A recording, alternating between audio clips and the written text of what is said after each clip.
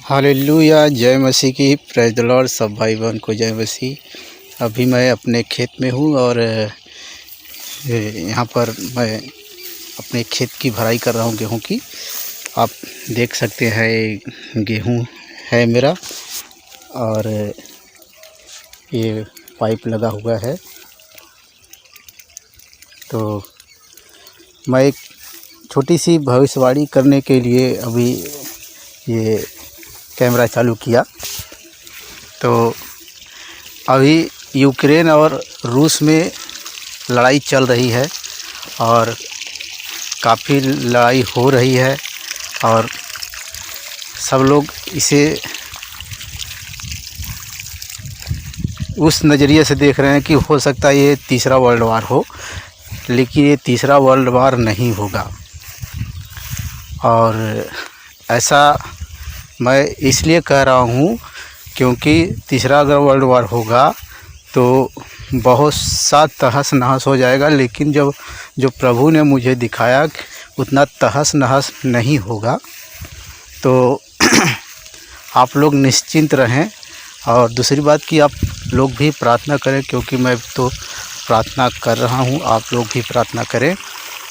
और दूसरी बात ये कि जो मैं दर्शन देखा वो दर्शन के हिसाब से अभी धान की खेती बहुत अच्छे से होगा और धान के समय में बारिश जो होगी वो धान का लास्ट सीजन जब रहेगा, कटाई का समय आ जाएगा, उसके पहले जब धान पकने को रहता है उसको काटने का से पहले मतलब 1 महीना पहले ही लगभग बारिश होगी और बहुत तेज़ हवा के साथ बारिश होगी। और तेज़ हवा के साथ बारिश होगी, उसके पहले मतलब तेज़ हवाओं के साथ बारिश हुआ रहेगा तो धान बहुत से गिर गए रहेंगे और गिर जाने के बाद जब कुछ दिन के बाद फिर बारिश होगी तो बहुत तेज़ हवा के साथ होगी, तो उल्टा हवा बहेगा। कहने का मतलब जैसे एक बार पूरब से हवा बहा रहेगा तो दूसरी बार पश्चिम से हवा बहा करके उस धान को वापस फिर खड़ा करने की कोशिश करें, लेकिन धान खड़ा नहीं होगा बल्कि और भी टूट फूट जाएगा, थोड़ा और टेढ़ा मेढ़ा हो जाएगा।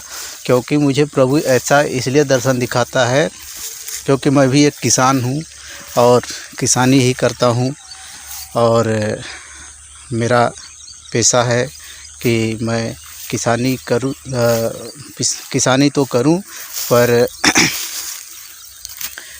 किसानी के साथ साथ कुछ काम काज भी करता रहता हूँ। क्योंकि प्रभु के वचन में लिखा है जो काम न करे उसे भोजन भी न मिले। और आप लोग देखे होंगे, बाइबल में पढ़े होंगे, सुने होंगे। तो जहाँ पतरस था वह चमड़े का धंधा करने वाले के घर में रहता था और वह भी उसके कामों में हाथ बटाया करता था। और पौलुस भी जो था तंबू बनाया करता था, तंबू वाले के यहाँ रहा करता था और तंबू का काम करता था। तो पौलुस ने कहा जो तुम्हारे यहाँ काम न करे वो खाने के लिए भी वो खाना भी न खाने पाए। तो कुछ भी करो, परिश्रम भी करो, सिर्फ मतलब प्रभु के वचन पर ही ध्यान न दें कि वो सिर्फ हम प्रचार ही करें और उसी से हमारा रोजी रोटी चले। ये बात अलग है कि प्रभु ने कहा है कि पौलुस ने कहा है कि जो सुसमाचार सुनाता है उसकी रोजी रोटी सुसमाचार से ही चले। लेकिन आज के युग में ऐसे लोग नहीं रह गए हैं कि सुसमाचार सुनने के बाद आपको वो चीज़ दें कि जिससे आपकी रोजी रोटी चल सके। सबको ऐसा लगने लग रहा है अभी कि ये अपना पेट चलाने भर के लिए ऐसा काम कर रहा है या प्रभु का काम कर रहा है या ढकोसला कर रहा है। लेकिन ये ढकोसला नहीं है प्रभु का काम और ना ही अंधविश्वास है। प्रभु ऐसे काम कर रहा है, आज भी कर रहा है। लेकिन प्रभु आज भी ऐसे काम कर रहा है कि जैसे पूरी युग में चंगाई छुटकारा हो रहा था, वैसे आज भी चंगाई छुटकारा हो रहा है। वैसे ही आज भी भविष्यवाणियाँ कर रहा है, एक से बढ़कर एक भविष्यवाणियाँ कर रहा है।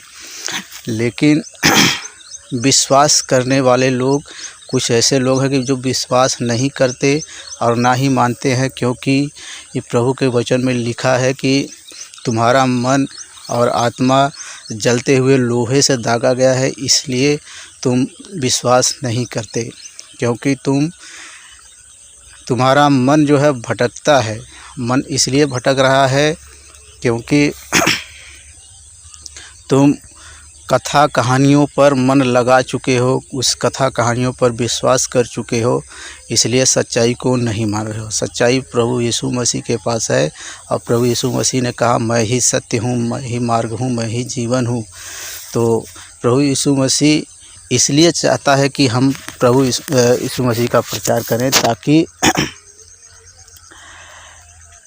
हम जब प्रभु के पास आ जाते हैं तो हमें तो जीवन मिल जाता है, इसकी गारंटी है 100%। लेकिन फिर भी प्रभु ये चाहता है कि जब तक हम प्रभु के पास नहीं पहुंच जाते इस दुनिया को छोड़कर, तब तक हम क्या करें कि जो प्रभु से भटके हुए लोग हैं और उन्हें हम बताएं, वो भी इस सुने प्रभु के बारे में और जाने और प्रभु के पास, ताकि वो लोग भी जा सके, वो भी जीवन पाएँ।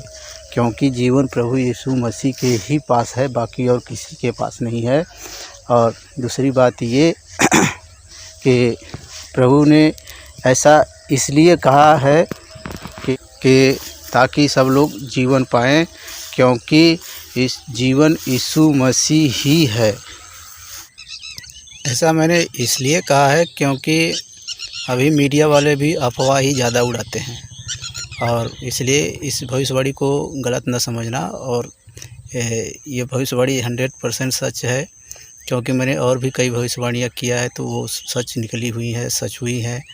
तो ये भविष्यवाणी भी सच ही होगा। और अभी देखिए, मैंने गेहूं के समय के बारे में बताया था, तो अब धीरे धीरे अभी बादल की तरफ आप देखेंगे तो बादल भी थोड़ा बहुत आने लग गया है अभी से। और इस साल जो है कि गेहूं की कटाई के समय बार बार बारिश होगा, इसके बारे में मैं कई बार 2-3 बार भविष्यवाणी कर चुका हूं, अभी भी बता रहा हूं और आगे भी बताता रहूंगा। और आप लोगों से एक रिक्वेस्ट है कि अभी तक आप लोगों ने मेरे यूट्यूब चैनल ओनली जीसस सच्चा जीवन जल को सब्सक्राइब नहीं किया तो कृपया करके सब्सक्राइब कर लें और बेल आइकन के घंटे को भी दबा लें। और यदि फेसबुक पर देख रहे हैं तो फॉलो ज़रूर कर लें। जय मसीह की, प्रेज़ द लॉर्ड।